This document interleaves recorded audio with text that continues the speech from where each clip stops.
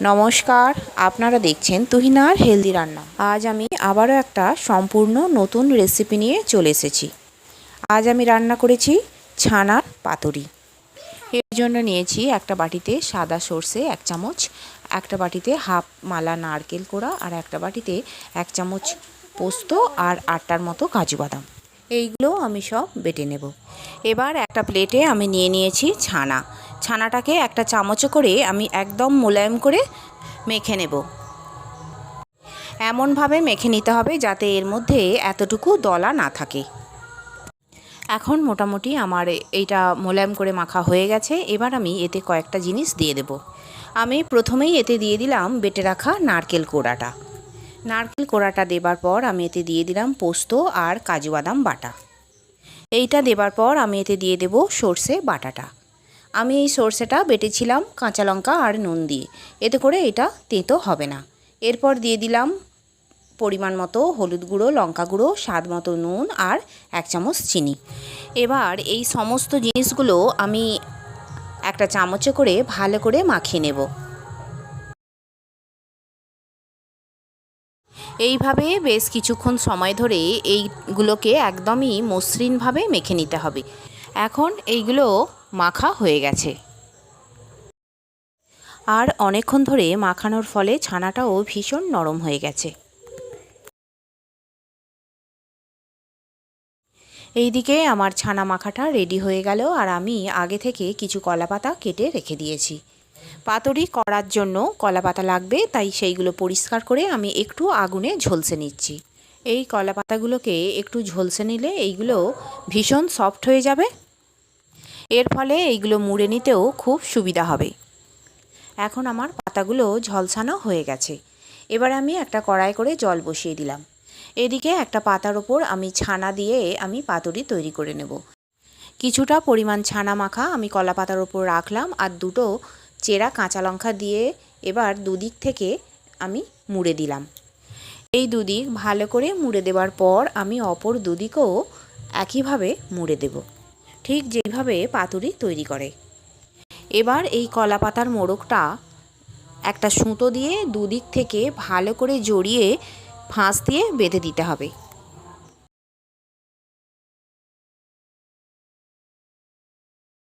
তবে এই সুতো দিয়ে খুব জোরে শক্ত করে বাঁধলে কিন্তু হবে না, কারণ কলা পাতা ভীষণই নরম, ছিঁড়ে যেতে পারে।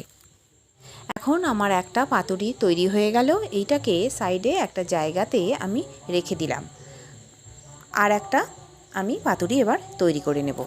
আবারও একটা কলা পাতার ওপরে আমি কিছুটা পরিমাণ ছানা মাখা দিলাম, আর পাতাটাকে দুদিক থেকে ভালো করে মুড়ে দিলাম। ভিতরে দিলাম একটা কাঁচা লঙ্কাকে চিড়ে। তবে পাতুরিতে সবাই কিন্তু কাঁচা তেল ব্যবহার করে, তবে আমি কিন্তু এতে 1 ফোঁটাও তেল ব্যবহার করছি না, কারণ আমি এই রান্নাটা সম্পূর্ণ তেল ছাড়া করছি। এতে সর্ষে বাটা দেয়া আছে, এ থেকেই কাঁচা তেলের ঝাঁঝালো গন্ধ আসবে, তাই এতে কাঁচা তেল দেবার কোনো প্রয়োজন নেই। এদিকে আমার দ্বিতীয় পাতুরিটাও তৈরি হয়ে গেল। এবার আমি আরও একটা পাতুরি তৈরি করে নেব। কলা পাতার ওপরে আমি বাকি ছানাটা সবটাই দিয়ে দিলাম, আর দিয়ে দিলাম দুটো চেরা কাঁচা লঙ্কা, আর আগের দুটোর মতোই একইভাবে দুদিক থেকে পাতাটাকে মুড়ে দিলাম।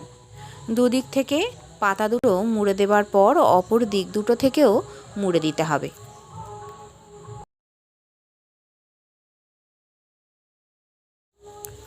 এবার একটা সুতো দিয়ে আমি ভালো করে জড়িয়ে হালকা করে আমি ফাঁস দিয়ে দেব। বন্ধুরা, নিরামিষ দিনে আমরা কি রান্না করব সব সময় কিন্তু ভেবে উঠতে পারি না। আবার নিরামিষ দিনে বাড়িতে যদি কোনো গেস্ট এসে যায়, তাহলেও কি রান্না করব নিরামিষ সেই নিয়েও আমাদের রীতিমতো চিন্তায় পড়তে হয়। তখন আমরা যদি বাড়িতে থাকা এই সাধারণ কয়েকটি উপকরণ দিয়ে ছানার পাতুরি তৈরি করে নিই, তাহলে কিন্তু এই পাতুরি যারা খাবে তারা কিন্তু দারুণ খুশি হবে। এইদিকে আমি আগে থেকেই কড়াই জল বসিয়ে দিয়েছিলাম। এবার তার মুখে একটা ঝাঁঝরি বসিয়ে পাতুরিগুলো দিয়ে দিলাম, আর ওপর থেকে একটা চাপা দিয়ে দিলাম। মিনিট 10 পরে চাপাটা খুলে নিয়ে আমি পাতুরি 3টেকে উল্টে দেব। এইগুলো উল্টে দিয়ে আবারও আমি মিনিট 10 জন্য চাপা দিয়ে দেবো, আর ভালো করে স্টিম হতে দেব। বন্ধুরা, আমার বাড়ির পাশে মাইক চলছে, এত আওয়াজ হচ্ছে যে ভয়েস দিতেই আমার ভীষণ অসুবিধা হচ্ছে। আজকের এই ভিডিওতে বাইরে থেকে অনেক আওয়াজ আসছে, তাই প্লিজ বন্ধুরা আমাকে এর জন্য ক্ষমা করবেন। এদিকে আমি চাপাটা খুলে নিয়েছি আর এখন আমার পাতুরি একদম রেডি। এবারে একটা কাঁটা চামচের সাহায্যে আমি এটাকে তুলে নিলাম, একটা প্লেটের উপর রাখলাম আর এটাকে ঠান্ডা হতে দিলাম। এখন আমি একটা পাতুরি খুলে দেখিয়ে দিচ্ছি যে এগুলো কীরকম হয়েছে। একটা কাঁচি দিয়ে সুতোটা কেটে দেব আর পাতাটা ধীরে ধীরে আমি খুলে নেব। পাতাটা এখন আমি ভালোভাবে খুলে নিয়েছি আর দেখুন কত সুন্দর হয়েছে আমার এই পাতুরিটা। এবার আমি একটু টেস্ট করে দেখে নেব যে এইটাতে ঝাল, মিষ্টি আর নুনের পরিমাণ ঠিকঠাক আছে কিনা।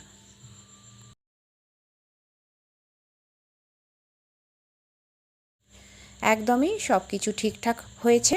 গরম ভাতের সঙ্গে যদি এই রকম দুর্দান্ত স্বাদের পাতুরি থাকে তাহলে কিন্তু মাছ মাংসের একদমই প্রয়োজন হবে না। আর বন্ধুরা, আমার রান্না যদি ভালো লেগে থাকে আর যদি নতুন নতুন তেল ছাড়া রান্নার রেসিপি পেতে চান তাহলে আমার চ্যানেলটিকে সাবস্ক্রাইব করুন আর পাশে থাকা ঘন্টাটি বাজিয়ে দিন। আর লাইক, শেয়ার, কমেন্ট করতে একদম ভুলবেন না। আর আমার রান্নাটি দেখার জন্য সকল বন্ধুদের জানাই ধন্যবাদ। ভালো থাকবেন।